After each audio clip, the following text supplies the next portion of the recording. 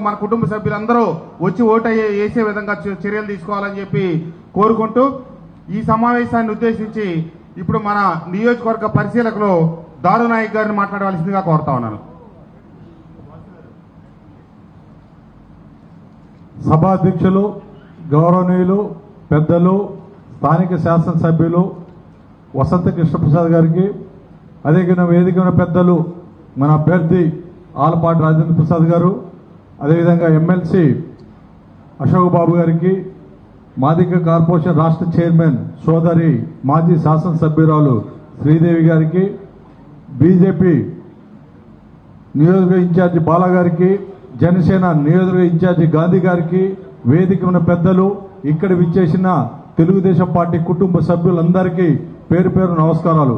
సోదరులారా, ఈ నెల 27వ తారీఖు నాడు జరగనున్న ఎమ్మెల్సీ ఉమ్మడి కూటమి అభ్యర్థిగా ఆలపాటి రాజేంద్ర ప్రసాద్ గారు పోటీ చేయడం జరుగుతుంది.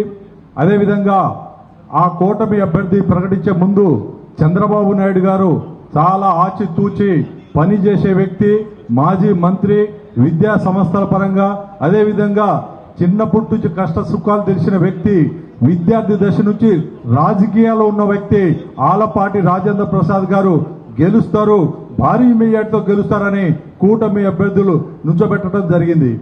అయితే ఆలపాటి రాజేంద్ర ప్రసాద్ గారి గురించి తెలియని వ్యక్తి ఎవరు లేరు ఇక్కడ.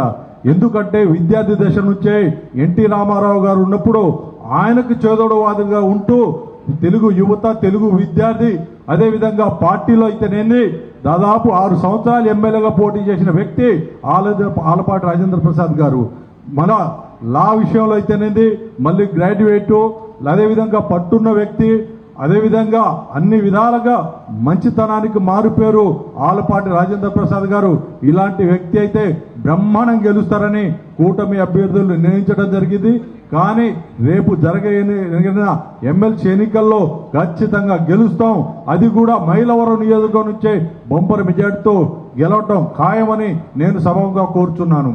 గతంలో మీరు చూశారు, 2014 నుంచి 19 దాకా తెలుగుదేశం పార్టీ అధికారంలో ఉన్నప్పుడు చంద్రబాబు నాయుడు గారు రాష్ట్రాన్ని ఏ విధంగా అభివృద్ధి బాటలో నడిపించారో, రాష్ట్రం రాజధాని లేని రాష్ట్రానికి, అదేవిధంగా అమరావతి రాజధానిని, పోలవరం నిర్మాణానికి అన్ని విధాలుగా సంక్షేమానికి ప్రదాతై నిలిస్తే దుర్మార్గుడు జగన్మోహన్ రెడ్డి 2019 నుంచి 24 దాకా ఆంధ్ర రాష్ట్రానికి అభాసపాలు చేసిన వైఎస్ఆర్ పార్టీ నాయకులు ఈరోజు అదేవిధంగా లక్ష్మణరావు రూపంలో బయటకు వస్తున్నారు. కానీ రేపు రానున్న ఈ ఎమ్మెల్సీ ఎన్నికల్లో ఆచితూచి జాగ్రత్తగా ఆలపాటి రాజేంద్ర ప్రసాద్ గారికి మొదటి ఓటు, అదేవిధంగా రాయకుండా సంఖ్య రాయకుండా ఓన్లీ 1 అని రాయండి, పేరు కూడా రాయబాకండి. ఆలపాటి రాజేంద్ర ప్రసాద్ గారు కానీ లేకుంటే ఓన్లీ 1 సంఖ్య వేసేస్తే సరిపోతుంది. అదేవిధంగా వాళ్ళు ఇచ్చిన పెన్నే వాడాలి. పెన్ను మన సొంతంగా కానీ తీసుకుపోవడానికి లేదు. వాళ్ళు ఇచ్చిన పెన్ను అక్కడ రాసి మనం ఇక్కడ ఓటర్స్ పరంగా వాళ్ళందరినీ తెలియపరిచి అదే రోజు వాళ్ళ ఇళ్లలోకి వెళ్ళి ఓటేయండా బాబును బతిలాడి మన ఓటు వేయించుకొని మన అభ్యర్థిని మనం గెలిపించుకుంటే మైలవరం నియోజకవర్గం ఈ ఉమ్మడి జిల్లాలలో మొదటి స్థానంలో ఉంటుంది. మన నియోజకవర్గానికి కూడా మంచి పేరు వస్తుందని కోరుచున్నా సోదరులుగా.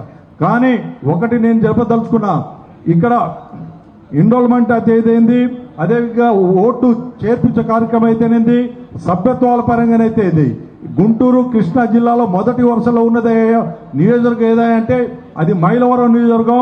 మైలవరం నియోజకవర్గం క్యాడర్ కూడా బ్రహ్మాండంగా పనిచేస్తా ఉన్నారు. ఆ విషయం కూడా రాజేంద్ర ప్రసాద్ గారు గ్రహించి రేపు గెలిచిన తర్వాత విజయోత్సవ సభ మైలవరం నియోజకవర్గంలోనే వచ్చి చేయాలని కోరుచున్న సోదరులారా. ఎందుకంటే పనిచేసే నియోజకవర్గం, పనిచేసే నాయకులు ఇక్కడే ఉన్నారు కాబట్టి. నిన్నగాక మొన్న నేను మున్సిపల్ క్యాండిడేట్, చైర్మన్ క్యాండిడేట్ చుట్టూ మన చిట్టిబాబు గారు 2 స్కూల్కి వెళ్ళాం సార్.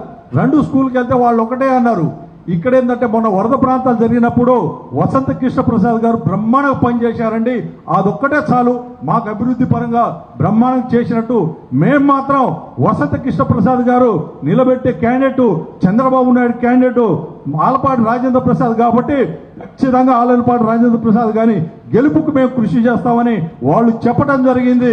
ఈ ఊపు మనకు చాలండి. అదే ఊపు రేపు 27వ తారీఖు ఉదయం నుంచి సాయంత్రం దాకా 4 గంటల దాకా మనం నిద్రపోకుండా ఆలపాటి రాజేంద్ర ప్రసాద్ గెలిపించి మన మైలవరం నియోజకవర్గం మొదటి స్థానంలో ఇస్తారని ఆశిస్తూ మీ అందరి దగ్గర సెలవు తీసుకుంటున్నాను. జై హింద్, జై తెలుగుదేశం, జై చంద్రబాబు గారు. ధన్యవాదాలు నాయక్ గారు. కొన్ని విషయాలు